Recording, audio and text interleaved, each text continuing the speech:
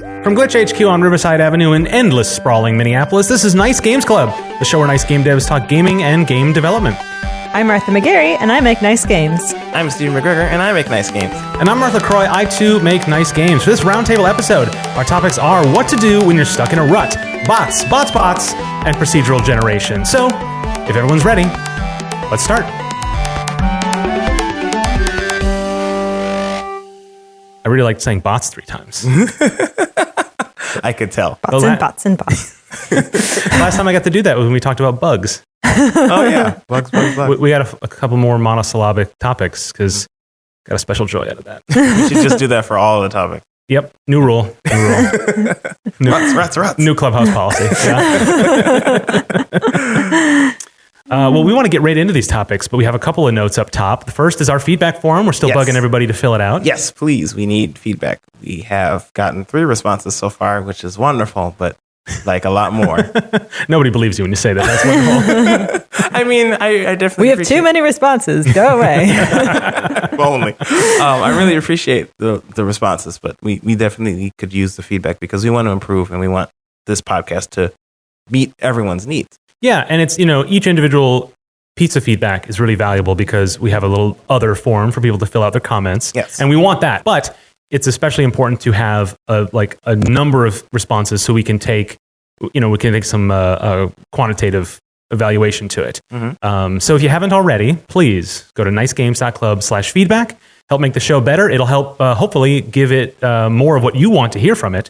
That is, if you agree with everybody else. And if nobody else fills it out and you're the only one to do it, then, maybe we'll just do what you want. So more motivation for you to fill out that form. Yes. Nicegames.club/feedback. What's that URL, Stephen? Nicegames.club/feedback. Martha, did you hear that? I think it was nicegames.club/feedback. Here, let me check here, guys. It says nicegames.club/feedback. Okay. Cool. We're on the same page. Go there now and fill out that form. Thank you so much, by the way, for those who already did. Thank you. We also want to talk just a little bit, promote a little bit more. GlitchCon's coming up. Yes. Yay.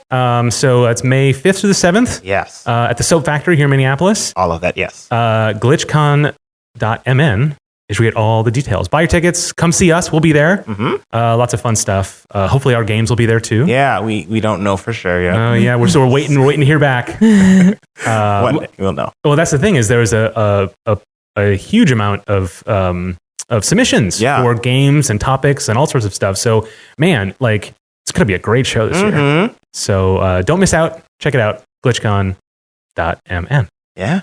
All right. Let's get to it. Yes, let's start with my topic. Getting out of a rut when you're developing a video game and you're going to town on it and you have to go to a family reunion and then you get back and you're tired. What do you do? I actually just got out of a rut. So. Mm-hmm. Yeah, when you picked this topic, you were in a rut. I was. And then you climbed out of it. Yes. And you're like, I don't really do this anymore. I'm like, Steven, I need it. So, really, the question is, how do you know when you're in a rut? And, I mean, I guess the obvious answer is you're not getting any work done. Yeah, I will say that I know when I'm in one right now. Mm-hmm. FYI, context for the audience. I know way too late. It's like a week. It's like a week or 2 weeks after I've stopped getting anything done. Yeah. That I'll look back and be like, "Oh man, I haven't gotten anything done." And by that point, it feels like too late to do anything about it. And it's like a spiral. I hate it. It drives me crazy. Yeah. Yeah, it's like you'll be working on a problem, and you don't realize even how long you've been spending hitting your head on it, and like how bad you're feeling about working on this one thing. Like that's how I know I'm getting in a rut is when I'm like, I don't want to. Like, I just feel bad about it. Yeah. Like, I don't want to work on this problem anymore. Yeah. The other thing that happens to me is I will work on a problem and I'll solve it, and then I'll give myself way too much time off. Oh, man. Yeah. Yep. Yeah. Game dev life. That's totally happens. My mom would always say, like, oh, like, you could be like your brother and, like have a reward at the end of doing a task. I'm like, yeah, but then I just keep doing the reward. Like I keep playing the game, or I keep, yeah. It's just, that's, I don't think that's the best strategy to getting out of one. Yeah. And really being a dev on your own or being in a team, it's difficult because I'm in a team right now, but we all kind of get in a rut at the same time. That's when it's a problem. It's one thing You if coordinate your ruts. yeah. It's one thing if it's just me, because then Lane or Charles will be like, hey, what have you done on Vengeance? And I'll be like, oh, shoot, I should probably work on it. And so I'll get to it. But if we're all, not doing things, then it just is a problem. Yeah. Well, like Clawbreaker. Yes. Actually, exactly like Clawbreaker. Yeah, Clawbreaker is just like, a hair's breadth away from finished. Yeah. But it's been a while, right? Yeah. Yeah. We got to get back on it eventually. It's hard because we all have things. And Clawbreaker is not our priority. Mhm. Mm-hmm. So it's difficult. Yeah. Well, Stephen, hopefully to give me some help, tell us about this rut that you were in. Yeah, sure. And what you did to finally escape it. Okay. Well, all right. So how did I get in the rut? That's the question. I don't know. I know. I just asked it. All right. Yeah. I guess I was transitioning because I am no longer a quality assurance intern at Concrete Software. Just my contract ended. So I was transitioning from jobs, working full time at my architecture and engineering office managing position. Woo. Yeah, woo. Getting paid. I ironically have more time to work on Vengeance and the like than I did in the past. And I guess what I did was I got a whole bunch of other side things going on. And so Vengeance was kind of low priority. Yeah. And I was like, well, I should probably do this. But Lane is in the process of also transitioning to jobs because he got hired at Concrete Software. About the time I left, which was funny. And Charles is the perpetual student. I'm going to call him that from now on. The perpetual student, Charles McGregor. He, is studying and has 15 bajillion and 2 projects. So he's got his own things going on. So it's just difficult when we're all busy to motivate one of each other to do things. Yeah. Lane recently was like, hey, I'm going to need a kick in the butt to get this game or to work on these things. We should meet up sometime this weekend. And I was like, oh, shoot, I also need a kick in the butt. And then Charles was like, yeah, kick in the butts all around. And so that was the butt kick I needed to start working on Vengeance. And so I started by attempting to fix bugs and failing mainly miserably because bug fixing is really tedious.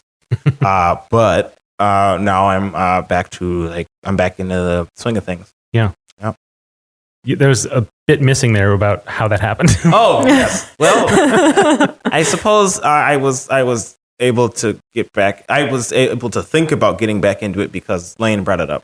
Okay. So it really was that mutual butt kicking. Yes. That got it done. Yep. That did help. Okay. But even if somebody's like, hey, when are you gonna, start working on your game again? You still need to actively do it. So I tried by attempting to fix bugs. Yeah. But then you, Mark, were like, hey, you need to actually finish the game. You should stop fixing bugs. Yeah, I stepped into business that wasn't my own. And it helps sometimes. Okay. Sometimes. Yeah. I don't know. I mean, was that a good did thing help. to say? Yes. Okay, I'm glad. Yeah, it was. Yeah. I'm giving you a hard time, but it did Well, help. sometimes later I'm like, I shouldn't have bugged him. No, it totally did help. Good. And so I just decided I'd start working on a small thing, and then it ended up being more things and more things and more things, and now I'm in the zone. Oh, cool. Yeah. All right. Well, awesome. I should do something like that for myself. You just need a team. Yeah. That is kind of the story is that you have someone to hold you accountable. Yeah. Right. Well, and not only that, you're collaborating on it. Right. It's not someone Right. going rah, rah, rah, rah, rah. It's like, hey, let's work together on this. Yep. Let's sit down together. That's important. This isn't game related, but I think the reason I finished my degree in college is because my mom sat down with me when I had 2 incompletes and just sat with me and was like, you're going to do this assignment. And then she's didn't help or anything. She didn't even talk to me about it. She was just like, you can sit in my kitchen and do this and I'll just be there next to you while you do it. And so that was super helpful just to have someone be like, we're doing this now in this space. Yeah. Cool. Yeah, that's definitely a way to go about it. I find myself sometimes working here at Glitch has been a blessing, but I find myself sometimes distracted because there's always a whole bunch of things to work on while you're here. Yeah, yeah. Sometimes it's difficult. I've come here in the afternoon looking to get 4 hours of work done, and then I do like 2 hours of research based on something I talked to somebody about here, and then I help with somebody else for an hour on something, and I feel really accomplished, and then I go home and I didn't really get anything done. Yeah. And it's like, it's hard to feel bad about that, though. Right. But you're getting work done. But that's just, I just don't have the discipline sometimes, and particularly when I am in a rut, which I am right now. Yes. Which I want to blame it on GDC still, but it's been like a month now since GDC, so I kind of can't. Yeah. But Mark, I want you to explain this rut. Okay. So I don't even know. It's just, I just stopped working and other things came up, you know? So with GDC, that's I think where it started. I can't blame it anymore, but that's certainly where it got started. And, you know, we did some shows from GDC and we came back. I sort of devoted all that next week to putting those 2 episodes together. And that took a lot of time, but it felt like time really well spent. And hopefully our listeners think so too. But that really prevented my sort of get back to work. And then when that was done and I had sort of like, okay, I've got some time now, it had already been a week since GDC. So I felt like I was already back. And so it's like this weird mindset where then there was no, oh, now it's time to get back to this because I felt I've been back for a week already. And I already got back to some things. And it's we've talked about like having too many irons in the fire. Yeah. Like that can just prevent you from working on any one thing. And, you know, I look back on this past month and I'm like, I got a lot done, just not on the thing I wanted to work on. Yep. You know? I built another Twitter bot this week and we'll talk about that later. Yeah. And I've been fixing and breaking the other Twitter bot I maintain. and yeah, I just haven't gotten back on it. And I'm in a place now too, where I'm implementing a new mode in the game that I have a kind of a rough idea of how it's going to go. And so it's the getting started on it. I don't really have a job one when I get back to it. Yeah. And so what I ended up doing last week when I was getting some stuff done on my game is I ended up just like fiddling with the menu API, cleaning up some code, refactoring, doing the stuff. I think that's probably why I told you to not worry about bugs, because I was feeling that in myself, that like just fixing those little things that sort of need to get done, but that's not what progress is. Yeah. So maybe that was just me deflecting my own self-criticism onto you. Perhaps. I guess I was. I felt the same way when I was when I was working on bugs. I thought maybe if I just did a few bugs, I could or more transition easily. Yeah. Yeah. That's one of the things. It's like you need some hook to get back into doing it, and even if you're doing some part of it that doesn't. Like, it's not a huge thing. It's not like the thing that maybe you should be working on or whatever. Right. Like, just having something that gets you started. It's like the Double Fine documentary. Oh, yeah. One of the things that Tim Schafer does is every day he sits down and just starts writing like 2 pages, like just of blah, to get back into the, like, writing for the game that he's working on or whatever. And that's a super cool idea. Like, it doesn't matter what you're doing. Like, what he's writing is just like getting the pen on the page and doing it, or getting your hands on the keyboard and typing, like coding just on a little thing can help you get back. Yeah, I've definitely found a lot of the big leaps I've taken with my game over the past year have come out of me just getting started on something else and leading to. And even if it was on my list, it wasn't what I'd set out to do that week, but suddenly I just got to it. And then the worst failures of trying to get things done are when I think I'm going to do that, right? Where I'm like, I just need to do something and eventually it'll lead to something. And then it just leads to a lot of the same little thing over and over again. Yeah. Or just fixing a bug and then changing my mind about how it's implemented and then going round and around and around with it, ending up with in the end, just refactored code. Which is like, because I'm never going to look at it again either. I was like, it's not a benefit to anybody. It doesn't run faster. Yeah. So it's hard because when it doesn't work, I'm like, oh, this is not the way to do it. But when it does work, it's like, this is the way to do it. And so it's kind of tough. I guess it goes back to all advice is bad advice. Yeah. Sort of, yeah. But the thing is that it's not, I don't think that's bad advice. It just doesn't always work. Right. Right? Because I can't think of a better way to get started than to just get started on something. Even if it's just a little bit of it. I don't know. It feels better than doing nothing at all. Yeah. Right? I get that. I think whenever I get into a rut, oftentimes the reason it's caused for me is because I'm working on something that I initially had high aspirations for, but am realizing that it's a much more daunting task than I initially set out to do. And so maybe that might be what you're possibly going through. Yeah, that's a familiar feeling. Yeah. That's pretty close to Like oftentimes, and in fact, I think, the reason why this rut started was really because I was working on a mini boss. I think if people follow me on Twitter, at LeonXL3, shout outs to me. Yay! If you guys are following me on Twitter, I was tweeting about things I was working on Fingens, and I was doing that every day to motivate myself into doing it. I was doing really good on this enemy, but I actually ended up spending most of that week just working on that enemy, and it really shouldn't take me a week to make an enemy. I should be making a whole bunch more things. So I think maybe I was motivated in the wrong way by doing this experiment. But anyways, I did that, and then I was like, ooh, I feel inspired. I'm going to make a mini boss. And I was trying to make it all cool and stuff. I had animations. I had all this other stuff. But like I don't like making bosses because it's a lot of code and a lot of logics thinking and a lot of stuff. I prefer tuning the boss or or making like smaller parts of the game. And so I think that demotivated me, and it caused it to be harder because I was like, oh, I really have to get this thing done, but I do not want to work on this. So I think that's what happened is that I took on a bigger task than I anticipated, and it caused me to stop working. So what I ended up doing was not work on the boss is not done. I'm now working on something different, but it's a bunch of smaller things that I know I can do, and I'm just checking them off the list. Yeah. And that helps. Do you think there's a time when it's okay to give up on something? Yes. Or are you asking when that time is? Yeah. Or like, is there any?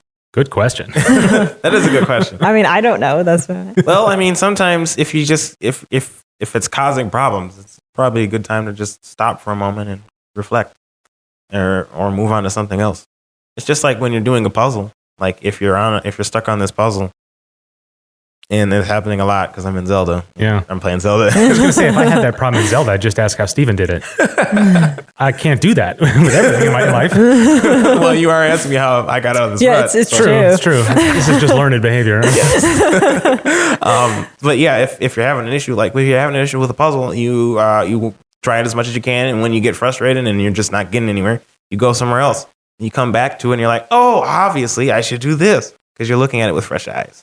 So maybe come into the game with fresh eyes, or coming back to whatever content you were trying to make on your game with fresh eyes will motivate you in a way that will get that thing done.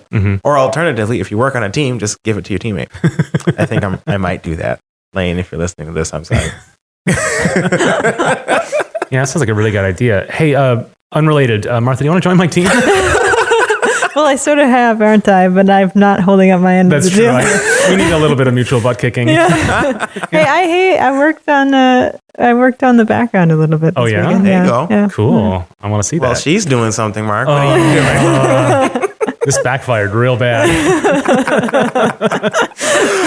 That thing with fresh eyes, that's pretty common advice for any problem or sort of like frustration. Yeah. And I think the reason it works is not because you like have thought yourself into a hole or something, which is kind of the common explanation for why that works. I think it's because when you come back, you've forgotten so much about what your path was, and you have to re-engage the problem. That's exactly it. Yeah. And so, yeah, that's what it is, I think. And I find that too, and what ends up happening is I'll revisit something, I'll break through the dam of it, and then I will finish that element. I'll look back and I'll be like, that wasn't how I was going to do it at all. Yeah. And it's not just fresh eyes, it's just a different approach. Right. It's doing it differently. Yep. And it can be very hard to do that on purpose, right? To be like, oh, this is not working the way I wanted to. I'll walk away from 2 days, come back and change and have a different idea. Yeah. That's hard in the moment to let yourself do. Yeah. And I'm trying to get good about that, about saying like, you know what? It's not that I can't solve this problem or this way. It's that I'm just going to do it a different way. And it's the only way that I'm going to do it. Yeah. It's not that it's better or worse. It's just, you know what I mean? Not even that it's a better idea. Yeah. Just that it's a different idea, and that's all it needs to be. Yeah. Yeah. That's it. Yep. Yeah. I think we got out of this rut. Yeah. Oh, you've been waiting for a while on that.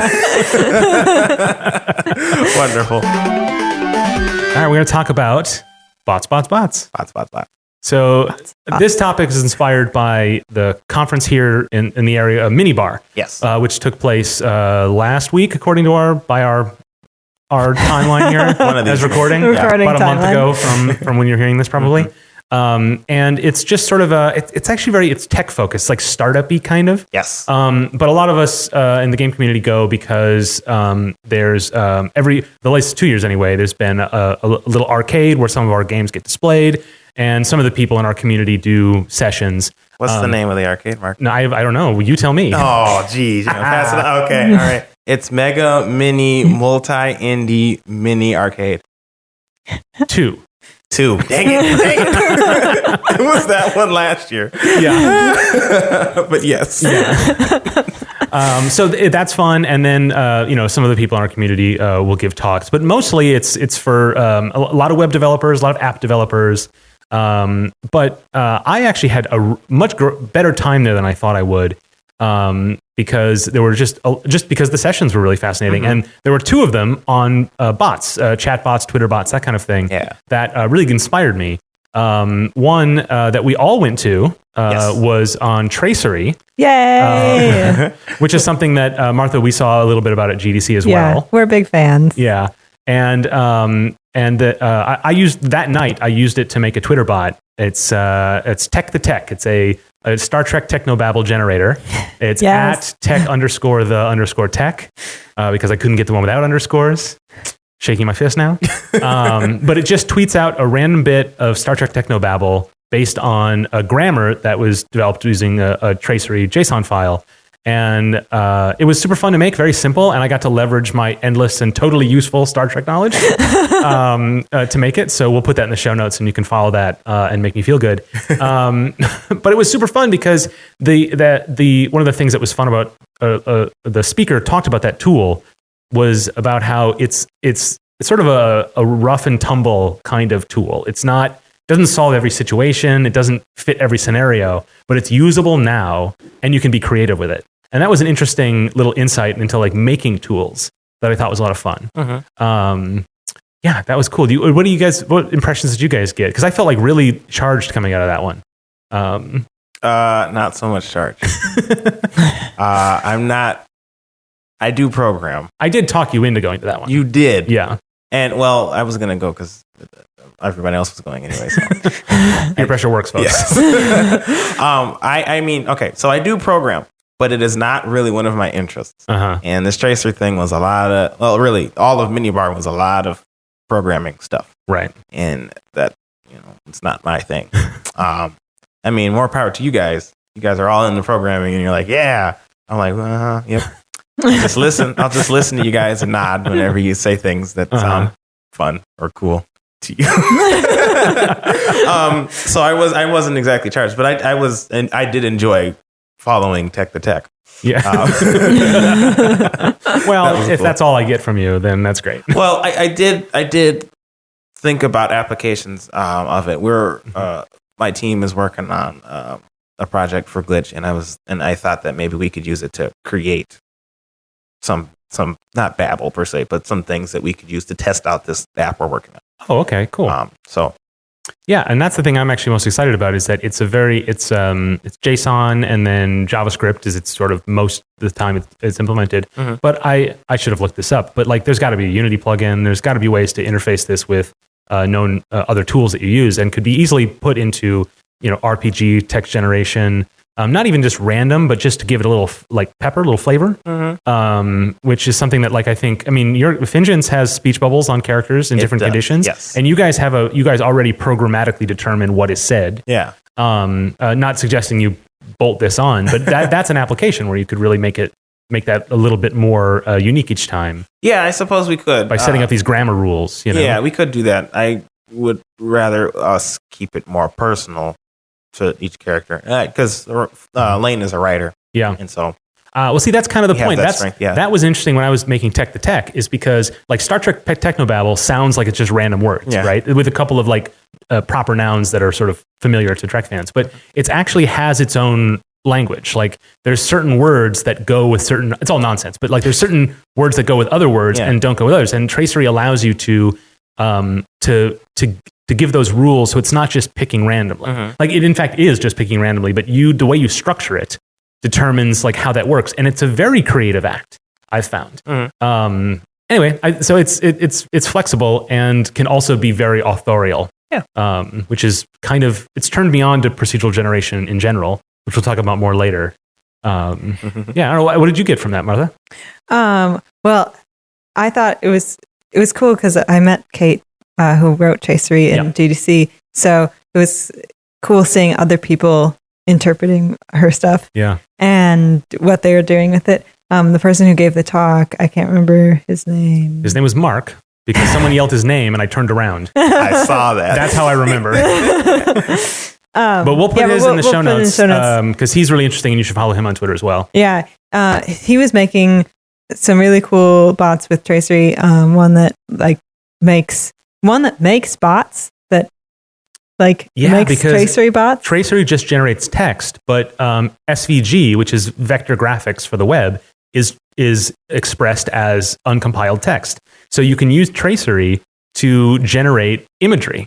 And Tiny Spires is one. Yeah. And then Mark had made a bot that generates bots. Yeah. Which is and it generates image bots. A really fascinating like proof of concept for it. He was very kind of like, oh, this art isn't great, but like it was such a cool idea. Like rules generating rules. And yeah, that was super cool. Yeah, and I could think of like cool, like for Fingens, you could make one, because it's like it's rule based. You can like give it grammar rules. It could be like, here's the way that this character talks, and now just switch in like different words. Like if it was a Nick bot, it would say stuff like Pringles, and then you can substitute Pringle with whatever other noun he's picked. I think he only says Pringle. Right. There's better stuff. Well, yeah, you can. So what you can do is you can sort of cross generate it. So you have a piece of dialogue that you don't know which character is going to say it, but you know what the content is, and you want to give it some flavor on that character. So you build a sort of a structure, and then you have like an extra word at the end, and if the character is Nick, then that word is going to draw from a list that includes Pringle. If it's you, Steven, it's going to have a draw from a list that includes shoot. Like, I like that you said that. Shoot. That's how you say it. I guess. But you know what I mean? So you can, what it ends up doing is, like all procedurally generated generation tools, is it gives you the ability to sort of expand or get more out of get more output out of your input as a developer, right? Yeah. And I mean, there's something fun about the unexpected results of it too. That's true. Yeah. It's also, I love the idea of following, like having a whole Twitter ecosystem of bots. Yeah. Like having bots that follow bots and respond to bots. Yeah. Like I've dreamed of like setting up a bunch of like I wrote comics for a while and want to keep doing that at some point, but I've gotten in a rut on that because there's so many other things that I want to do. But I thought at one point, like, it would be really cool to make a bunch of Twitter bots that were the characters, and they would just talk to each other somehow. But I had no idea at that time how one would do that. You know, the chat bots, which is a whole separate thing, certainly from the sort of basic generation element here. That's something where you can actually have them respond to people and to each other. So you could build something where two bots are talking to each other, and then you as like the player, which is just, you would tweet to one of the bots to guide the conversation, and there would be like a win state. Like you're trying to, like, there's two bots having an argument, and you need to sort of, you can jump in to guide their argument towards a solution. I could totally see that as a meta game running on Twitter. There was a Twitter game, I remember, like, I don't know if you had to follow. No, I think there were links on each of the tweet. Dang, I have to find this. You have to find this, put it in the notes. But like, it was supposed to be like an old school RPG, kind of like Earthbound, I think. And you like picked different dialogue choices based on the tweet that they had. And each tweet led to like a different thing, and then you could eventually win that. But like you had to pick the right thing. It was weird, and I have to look into that because that was really cool. Yeah. Yeah, it's the other thing at Minibar that I went to was a former guest on the show, Troy Strand. He is part of the group Raisable, which is a crowdfunding group platform. And the way that you interact with Raisable is through their chatbot. Is you answer questions and talk to this chatbot, and then once it gathers information from you, and then it creates your crowdfunding campaign. So it's supposed to take a lot of the stress off of making that, and that's a really cool application for a chatbot that isn't just what's the weather or or AI, for example, which is another application of these things. And Raisable is the team there. They're starting an MN chatbot meetup group to sort of encourage more development of that. And then, of course, that will feed back into their own efforts. So that seems like a great idea. And so I went to a talk at Minibar that they hosted where they just sort of asked everybody, like, what do you want to see from these kinds of meetups? What do you want to talk about? And kind of like sort of just kickstarting a community. Or maybe that's a loaded phrase, jumpstarting a community, perhaps, on this topic. And I'm raising a community. Yep, that one's better. But I mean, if I weren't stuck in a rut on so many other things, oh my goodness, I might want to start going to those, because that's the thing is to that last topic. Yeah. Like, it's so easy to find a new thing to get excited about. It's true. And right now I'm kind of excited about chatbots and Twitter bots and all of that. It might be distracting you a little. I know. Why did I pick this topic? It's just encouraging me more. But I mean, using bots in games, yes. Other than bots themselves being games, that I find is sort of an interesting topic. I mean, that's beyond my capacity at the moment, but it's just imagining. It's like, like futurism. You think about what could be rather than what will I make tomorrow. I don't know. You guys thought about that? Like that sort of that kind of faux AI, but based on chat rather than just like enemy behavior. Yeah, I've been wanting to make a game for a while about like learning a language. And I was thinking of like having it procedurally generate the language based off of rules, and then you have to figure it out by talking to bots or talking to people in the game. That's $1 million idea, I think. Yeah. I like that a lot. Yeah. Oh, good. Next game jam. Let's do that. Okay. Cool. You should live tweet our game jam or something. We'll be busy. Yeah, we could make a bot. That There we go. Oh yeah, that would. Ooh. Oh, see, that's work.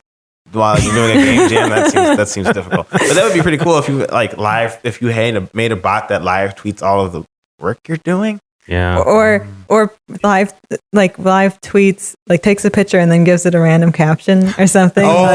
Here is Steven eating a burrito, except you're really just working on something. That would never happen. Well, it's interesting you bring up or you posit that example, because one of the interesting things about this area in technology is all of the APIs that are available to developers now. So Alexa, Google Home, not so much Google Home, but Alexa for sure has a really robust API where you can make your own skills for it to tie into your own services, and then distribute it to what is a fairly large market now of people who have these devices. And I think that's really exciting, because it takes, just like with any kind of library or API, it takes a lot of the reinventing the wheel away off the end developer and lets them just be creative. And so an example of that is accessing like image recognition libraries. So Microsoft has been huge in this, where they've like posted lots of experiments about, you upload a photo and it can guess your age, or you can, Google I think has done where you can, certainly that's actually in their Photos product, where you can categorize by what's in the photo without telling it what's in the photo. That's right. Didn't they have that little drawing application thing where you started drawing a thing and they would guess what you were drawing? Yeah, I think we should link that one in. That's really great, where it asks you to draw something and you just do it with like a just very simple crayon stylus on a smartphone, and the bot will, how quickly it can guess what it is that you're drawing.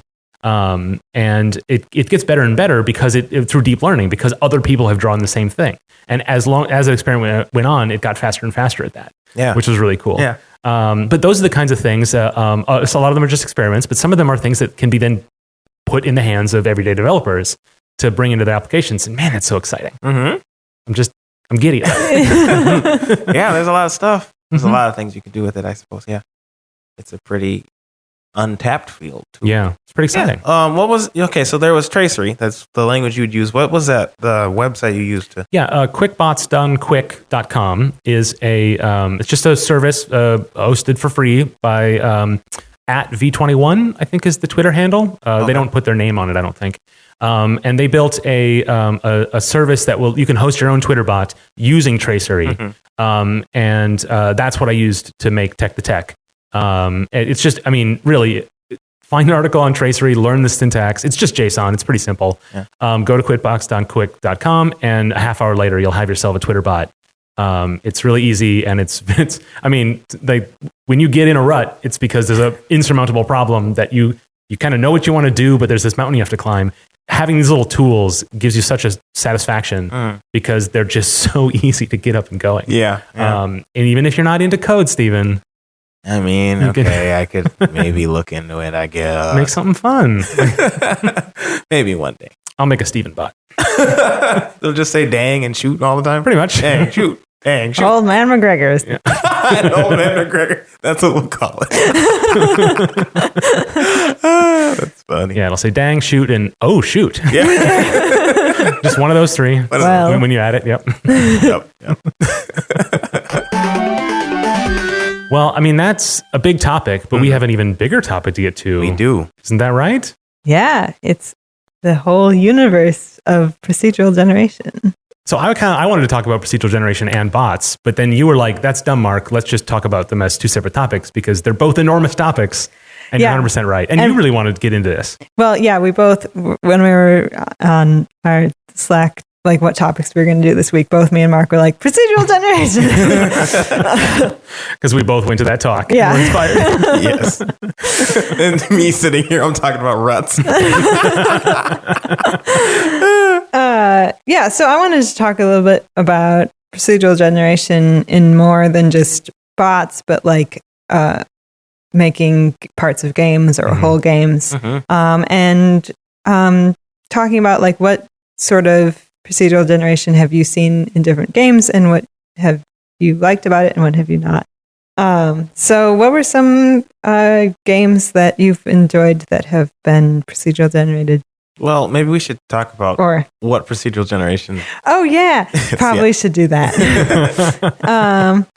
Because, yeah, it kind of has buzzword status now. Yes, it does. But it's kind of, just like we do all the time. You just say it and you don't really explain it because it's sort of well-known-ish. But, what is it, Martha? It's randomness in your game, basically. So, like, the I guess, most famous example that most people have heard of is Minecraft. Yeah. So the world is randomly generated, and where all the caves are, and what terrain you're on, and your spawn point and stuff, and it's all based off of a seed, and then which is like a phrase or a code. Yeah. But then they're algorithms, so things are. I'm not explaining this. No, you are. well. That's totally right. Like you just procedural generation is also based off of a set of rules, though. So, like, I'm assuming in Minecraft. Well, I don't know. I haven't played the game that much, but ground is probably not generated as a cloud. Like clouds are in the sky, and so they are set to be in the sky. And so if you're a random seed creates clouds, it would be in the sky. You know, so there's a set of rules related to that procedural generation that all games or that game particularly follows. Yeah, and it steps through like sometimes it'll be generate like large blocks of content and then fill them in based on certain rules, or sometimes it'll do it. I mean, there's almost no one way to generate it, but very often it is based on a set of like if this then that kind of logic. But rather than the developer or the player making decisions using that kind of logic tree, it's done with a random seed. Yeah. So you asked us the question. Yeah. So what is a good game that you've played that has had procedural generation in it? Cough, engine. Cough, engine. Shameless plug. Well, I mean, we talk a lot about it on the show, but like Vengeance does have procedurally generated content. Little known fact. Yeah, actually, a lot of people don't recognize this when they play it for a few times because it doesn't feel like that. The way we've developed the game, we have chunks of content that we've designed. So, like, oftentimes we'll consider them like encounters. So, like, maybe you have designed a chunk that has a certain amount of turrets, and they're like in a line, and you have to deal with them in that way. And it will randomly distribute based on a certain amount of rules. So, like, this line of turrets isn't really that intense of a chunk. So it's likely to come up earlier in the levels, so it can introduce players to more difficult things later on. Right. But it oftentimes doesn't feel like it's procedurally generated because we design all of the chunks in a way to do that. And we make the the sizes vary between chunks, but we often make them fairly short. We used to make them really long before, but then they ended up feeling like actual levels instead of like chunks.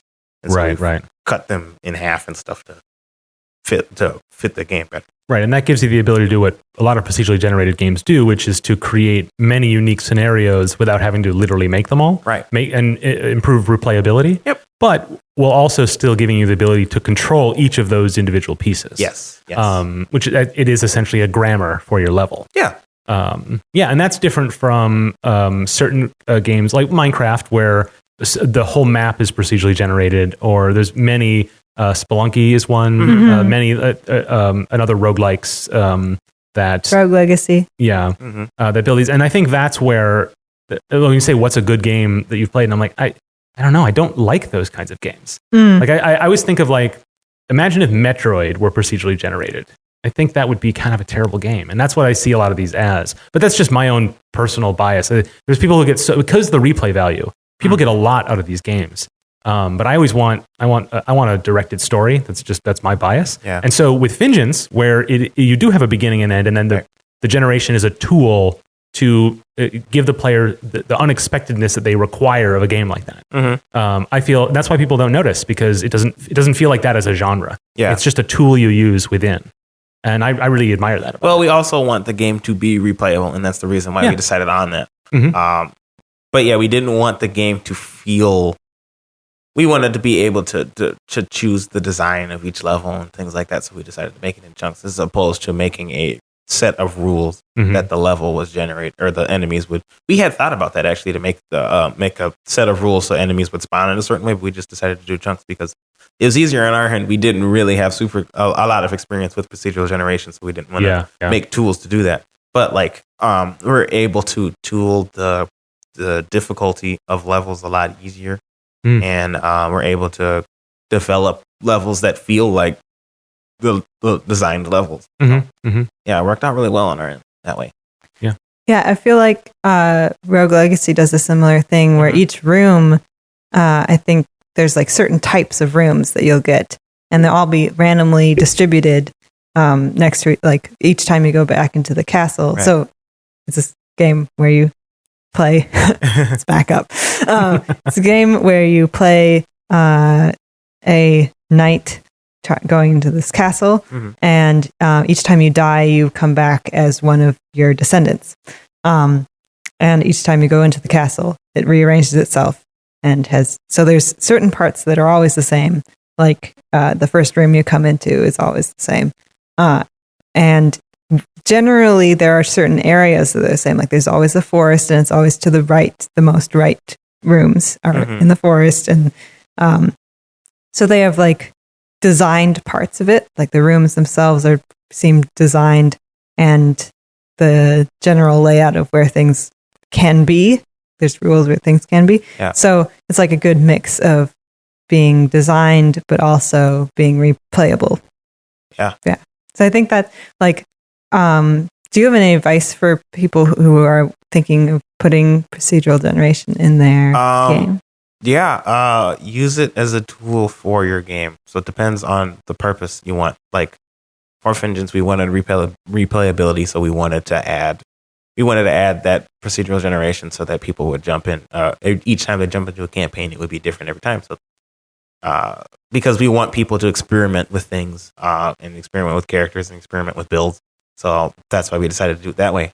If your game isn't really about that exploration or experimenting, it might not be worth it to add procedural generation unless it makes it a lot easier to make content. And I guess that's another topic that we wanted to talk about too. Should you use it as a tool to create a world, or should you use it as a tool to add replayability to your game? What kinds of things to do? Well, the most famous recent example of that building the world or maximizing your input is No Man's Sky, which has this quadrillion planets, and each one is unique. But if you were to load up my copy of the game and your copy of the game, and we go to the same coordinates, it's going to be the same world. Yeah. Barring updates and other little changes they make. But essentially it's an algorithm with the same, everyone has the same seed, basically. And so when you play that game, you don't play it, sort of, but you don't play it as if it were a procedurally generated game. Like that's not the genre of the game. It's what was used to make it. Yeah. And I think what's interesting about that is one of the things in procedural generated games, or games that have procedural generation, that bother me is that they tend to be balanced so tightly that everything feels boring. Because all things are possible, so you need to give the player the ability to overcome all things at any time. And obviously, there are many games that find ways around that, and Rogue Legacy seems to be one that because it does it in these rooms, that seems to be accounting for that. Fingeance is the same way. Like you manually create enough of those constants, and you manually, at least to a degree, balance the difficulty levels that you don't have to. You don't have to worry as much about it generating unwinnable scenarios. Yeah. But No Man's Sky is interesting because one of the I like that game. I think it has a lot of backlash. But I like that game a lot. But you have a jetpack that has a certain amount of fuel, and you can only use so much, right, before you have to recharge. But if you're stuck in a hole, and the game allows for these huge canyons and giant mountains, so like you're going to need enough to get over every mountain, and so that doesn't make any sense. So the way they got around that is if you're up against the wall and you're like sort of climbing, but really you're just jetpacking, sliding up a wall. If that's happening, you do not lose any of your fuel. And so that is their way of getting around the proceduralness of it, is they can then guarantee that you can get out of any hole. Okay. But at the same time, still make it so that your jetpack fuel has a mechanical thing you have to keep track of. So you can't just jet up to a platform, really high up, but if you're trapped somewhere, you can always get out. And it's funny because that's a good way around it, but I kind of wish that really shows the seams of that kind of design. Yeah, I think is. But I mean, I don't have a better solution for something like that. I think they solved it as elegantly as they could. But every time I do that, I'm like, they didn't. It's like this is the little cheat they put in for me. Yeah, it's like I feel like for procedural generation, one of the things that you have to do, it's sort of like flying in Hitchhiker's Guide to the Galaxy, where you can't know that you're flying. Like the minute you find the animal that looks exactly the same as the one, or like exactly the same with spots instead of stripes, it's like, oh, I see what you do. I see what you're doing here. And I think that's it's like you have to do it in a way that the audience doesn't know that you're doing it that way. Right. Like, in Hitchhikers, the way to fly is to throw yourself at the ground and miss. Yeah. Right. That's the line. And it's to not think about it. Yeah. So as soon as you start thinking about it, that's a really apt analogy. Yeah. That's unfortunate. I mean, because it's such a useful tool to be able to make things, but because the things aren't specifically designed in a way, or I guess they are, obviously, like procedural generation, you have to design the system. You have to design the algorithm that develops it. But like, because it's not specifically tuned by a human, it doesn't feel as human. And I think that, certainly I have a bias against those sorts of tools, and I know that, but I also feel that because it's like, when like bad editing or bad color correction in films, you only notice it when it's bad. Yeah. So that's not at all to discourage the use of those tools when they can be used. And one of the things at the GDC talk that Kate was part of was talking about using procedural generation to create art and create elements rather than make it strictly mechanics or layout or anything like that. Again, to maximize your efforts. Yeah. And that was something that got me excited about it as a tool, which I've always been very kind of like dismissive of it otherwise. That really changed my view on it. Yeah, like maybe using it as a tool for yourself more than like exposing it to players. Yeah, for sure.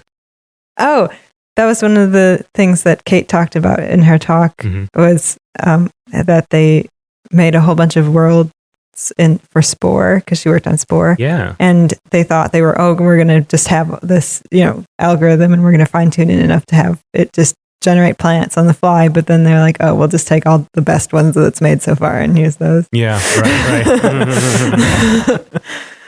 Yeah, I guess, and that's the thing is, there isn't a dogma about how to use these tools, and so that's to its benefit, I guess, because it seems like everyone who uses it feels encouraged to use it their own way, and that's really good. Yeah. One game that we were talking about, No Man's Sky, Elite Dangerous is the other spacey game that is around and is cool. And I didn't even realize it was procedurally generated because I heard the hype about like, oh, it's based off of the map of the universe. And I'm like, oh, well, we haven't mapped the map of the galaxy. And it's like, oh, we haven't mapped the whole galaxy yet. So obviously, once you get outside of known space, you're going to be in, they have to have more game for you to play. That game is really cool because it has stuff that you know. Right. So like you start like sort of near Earth so you can get back to Earth and you can see stuff you know. You can go fly around Saturn. You can go to Alpha Centauri. Like you can be in the Orion constellation and stuff like that. And that's really cool. But then they have all these around each star there's a certain number of stations. And now they've got enough voice actors now. Or maybe, I don't know how they're doing this, but the station people talk to you and they're like, oh, you're cleared for landing. Oh, wow. And yeah, Cool. it's awesome. Yeah. And so, and there's all these different voices.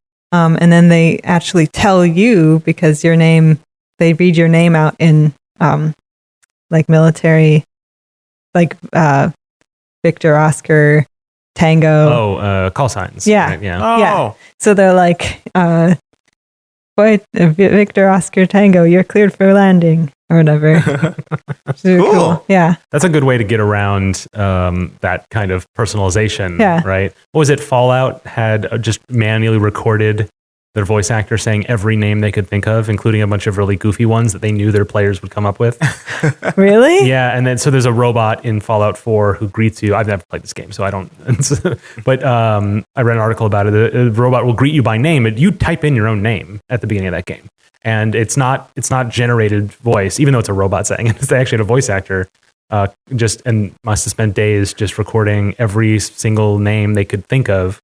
And there's only a couple that don't work. I think there's a Kotaku article which lists the craziest ones that they did include. They were all included manually. Huh. And so you're like, man, wouldn't it be better to have a system of that? Well, I guess if you're Bethesda, you can do it. And that's like anti-procedural generation right there, you know? And then, of course, players will then work to find the cracks in it as well, you know? Yeah. I think we found the cracks in this topic. Oh, boy. Jeez. Okay, that's our show. If you haven't already, subscribe to Nice Games Club, your favorite podcast app, and be sure to give it a good review if you liked it, or are nice like us. Especially if you're a new listener, we need to know that you're out there. So leave a review and tell all your friends too. We also want to hear directly from you, so follow us on Twitter and all the other things at Nice Games Club. Let us know how we're doing, send us your topics, and ask us your questions. And of course, also, Stephen, what do we want them to do? You want to go to nicegames.club/ oh dear. Feedback. That's feedback. Thank you. I knew one of us would forget. I know. Once again, Martha, what is that? nicegames.club/feedback. Yeah, please help us out. Let us know what you think. And lastly, you can find out more about the show and your nice host, as well as get all the links and notes from this and other episodes at nicegames.club. So, until we start again, remember to play nice and make nice.